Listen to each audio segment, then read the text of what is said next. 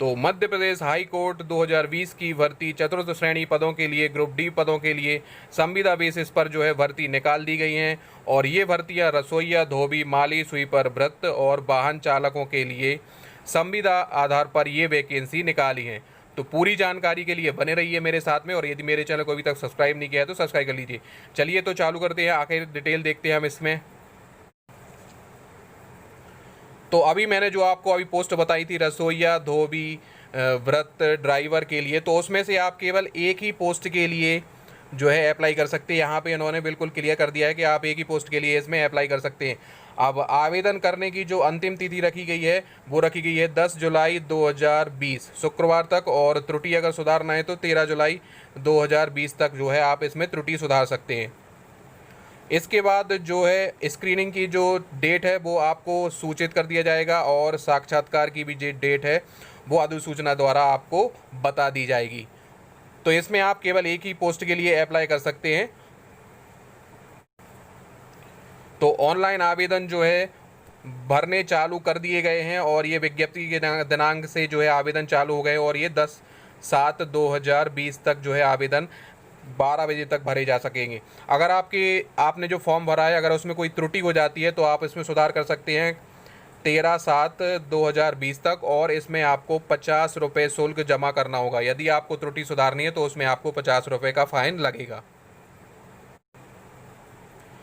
तो सामान्य वर्ग और जो बाहर के राज्य के निवासी हैं उनके लिए जो शुल्क रखी गई है वो 200 रुपये प्लस GST रखी गई है। यानी कि 100 रुपये आपका MP ऑनलाइन का जो पोर्टल शुल्क है वो होगा, और 100 रुपये परीक्षा शुल्क, यानी कि 200 रुपये, और उसके साथ में GST जो है वो आपको दे होगा। और मध्य प्रदेश के निवासी जो आरक्षित वर्ग से हैं उनके लिए 100 रुपये और GST इसमें शुल्क आपको देनी पड़ेगी। और आप इसका आवेदन जो है MP ऑनलाइन पर जाकर आप देख सकते हैं, और मैं इसकी पूरी जानकारी आपको लिंक वगैरह डिटेल जो है डिस्क्रिप्शन बॉक्स में प्रोवाइड कर दूंगा। तो अब बात कर लेते हैं पद के नाम, वेतन और अर्हता के बारे में। तो जो रसोइया, धोबी, माली और स्वीपर भृत्य के लिए जो न्यूनतम शैक्षणिक योग्यता है वो कितनी है? 8वीं पास है। 8वीं पास इसमें आपकी न्यूनतम शैक्षणिक योग्यता है।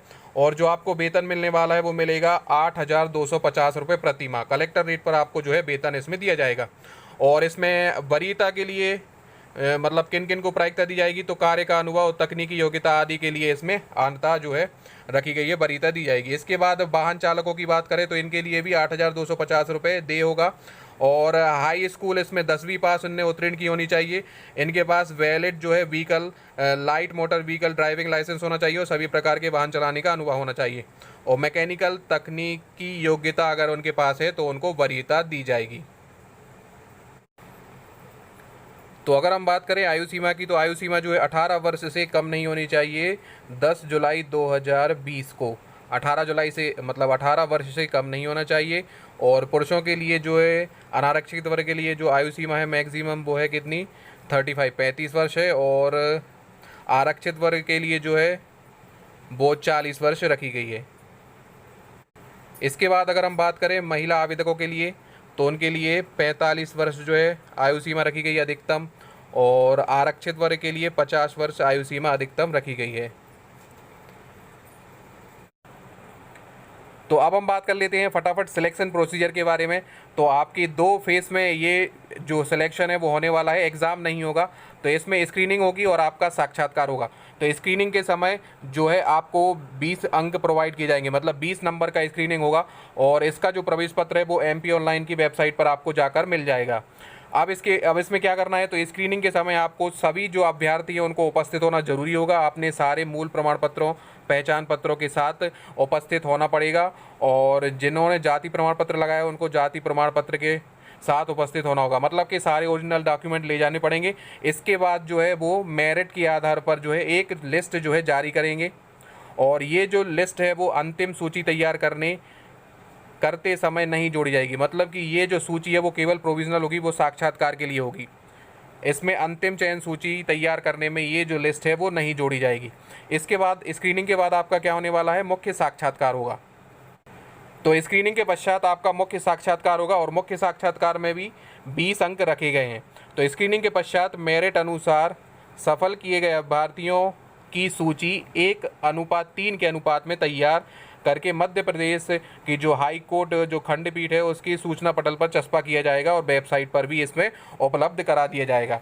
इसके बाद आपको क्या करना होगा, इसके बाद एक जो आपको समस्त दस्तावेज स्वप्रमाणित छाया प्रति एवं 2 नवीनतम कलर फोटो और कैटेगरी के साथ में आपको लिफाफे के ऊपर स्पष्ट रूप से जिस पद पर आपने जो आवेदन पत्र भेजा है या जो आवेदन आपने किया था उस पर अंकित करते हुए प्रेषित किया जाएगा। और ये जो आवेदन की तिथि है वो मध्य प्रदेश जो हाई कोर्ट है खंडपीठ ग्वालियर द्वारा निर्धारित तिथि पर बुलाया जाएगा। इसके बाद आपको सारी जो प्रोसीजर है इसके बाद आगे की वो की जाएगी। तो इसमें आपके केवल 2 ही फेस होने वाले हैं, एक पहला स्क्रीनिंग और दूसरा मुख्य साक्षात्कार। मुख्य साक्षात्कार में चयन होने के बाद जो है आपकी अगली जो प्रोसीजर है वो कंप्लीट की जाएगी।